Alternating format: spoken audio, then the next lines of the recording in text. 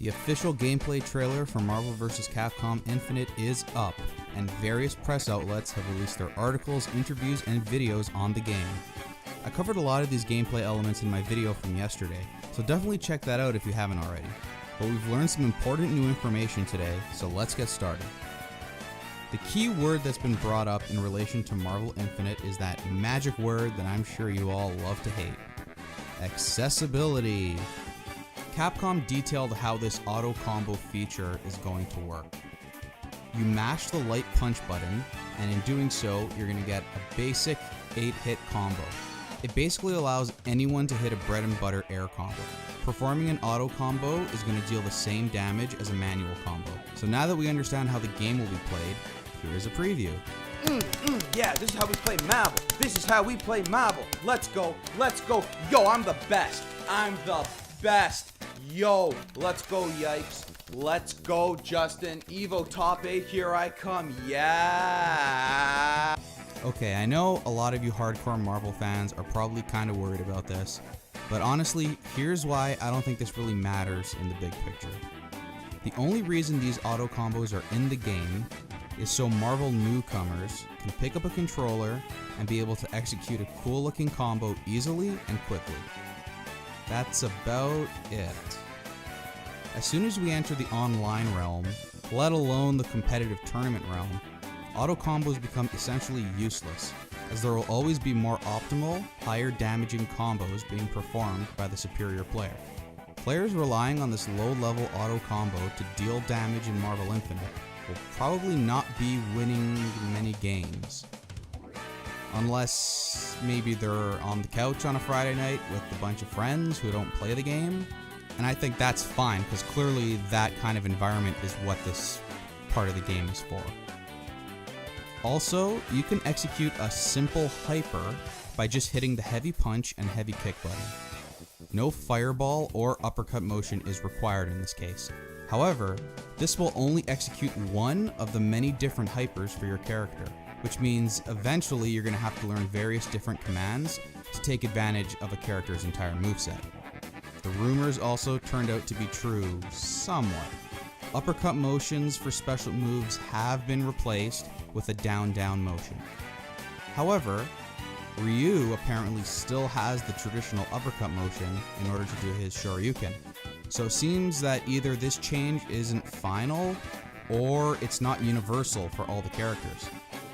The fireball motion, though, is still in the game to perform any special moves that require it. Combo Fiend is a former tournament player who now works on Marvel Infinite. This is what he had to say on the subject of accessibility. Unfortunately, there seems to be this mindset that you sacrifice depth for accessibility, but that's actually not the case here. What you have are simple commands that allow players access to their characters quickly. It allows them to get a good feel for the game quickly. Ideally, that would lead to them wanting to explore the characters further, sticking around, and essentially becoming a player. Using these simple commands yields the same results every time. You always perform the same combo, and it yields the same damage. When you use a simple hyper, you only have access to one hyper combo, one of the many your character has. So you do gain access to your character, but not the deepest depths of them. For the more hardcore players who plan to put in time and effort, they'll have deeper access to their character. They'll be able to do stuff that a person who hasn't put the time in will be able to do.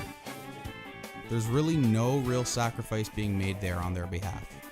However, taking a step back, for those who haven't played a fighting game, if they just want to press the stone button or press the switch button, push the attack buttons with their characters and see some cool things and do some damage, they can. Nobody's being left out in the cold here. Nothing is being sacrificed for either party. We're just making sure players who are unfamiliar are able to jump in and experience the world of Marvel vs. Capcom Infinite. Well said, Combo Fiend. Next up, we also received some concrete details on how Infinity Stones work. Each stone has an Infinity Surge, which can be used at any time and builds your Infinity Stone meter by just a little. You can use it by pressing L1 on your PS4 controller. Then, each Infinity Stone has a move that requires you to fill your meter at least halfway, called Infinity Storm. which is activated by pressing L1 and R1 at the same time. So the Time Stone's Infinity Surge is a warp dash. Its Infinity Storm speeds you up significantly, lowers recovery frames, and gives you faster movement, which is going to allow for some custom combos. The Power Stone's Infinity Surge is a wall bounce. Its Infinity Storm amplifies damage and gives more of your moves ground or wall bounce properties, allowing for custom combos. The Space Stone's Infinity Surge sucks enemies in. Its Infinity Storm traps your opponent in a giant cube, allowing for, you guessed it, custom combos. Noticing a pattern here? It sounds like every Infinity Storm activation in the game will give players access to completely custom combos that can't be done in regular gameplay. And that, honestly, is what gets me super hyped about this game. I just want to get my hands on it and try stuff out with all these different Infinity Stones. And we haven't even seen 3 of the Infinity Stones yet.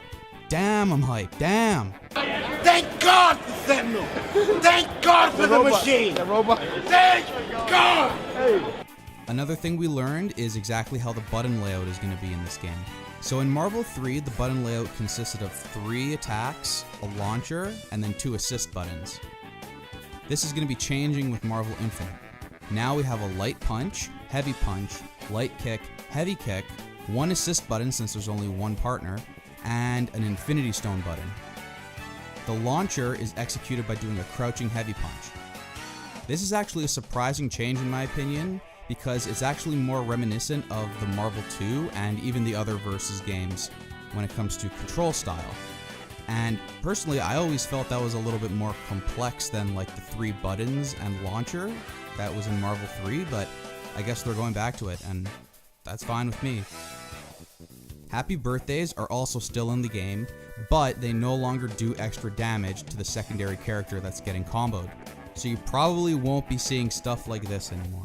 Virgil playing the spoiler. Chris D went for a TA. Oh, we got a Merry Christmas. That's it right there. That's all 3? That's all 3. Oh my goodness. Chris D went for a team. Is someone gonna fall out? Doom survived? Oh no. My goodness. This man just got a Merry Christmas in tournament. Killed all 3 characters. Christmas. Tried to do a team super. Team super did not work.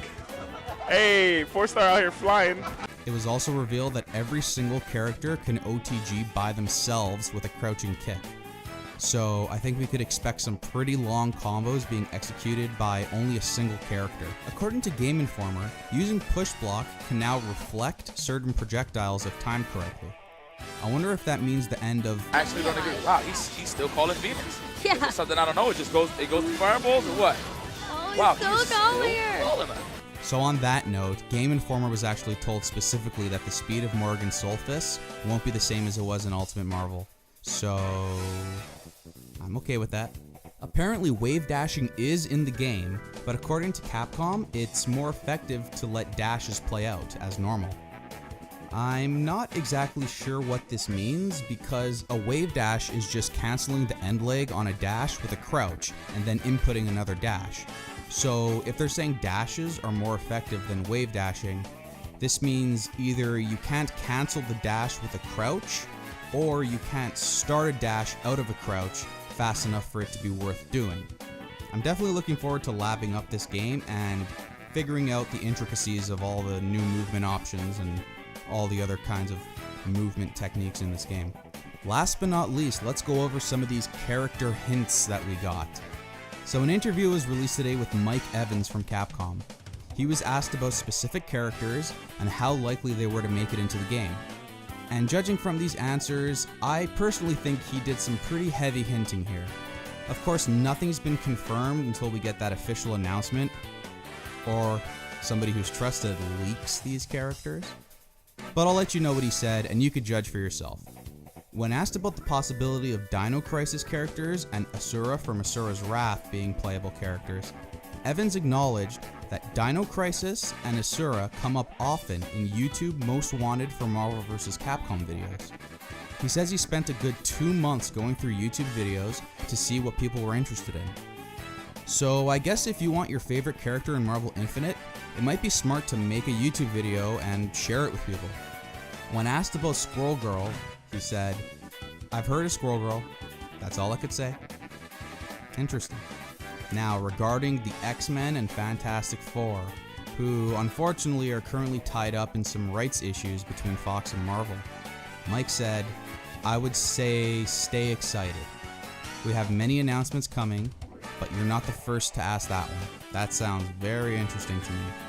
Now, call me optimistic, but I actually expect all of those characters to be in the game in one way or another, whether as a starter character on the disc or as DLC sometime down the road. I expect a lot of playable characters in this game when it's all said and done." And that's about all for today. With this week's news and the official announcement of the September 19th release date, I expect more consistent news updates and media releases for Marvel Infinite from now until the game's launch. So make sure you hit that subscribe button if you want to hear more impressions, breakdowns, and any updates or news regarding Marvel Infinite. Thanks for watching and take care.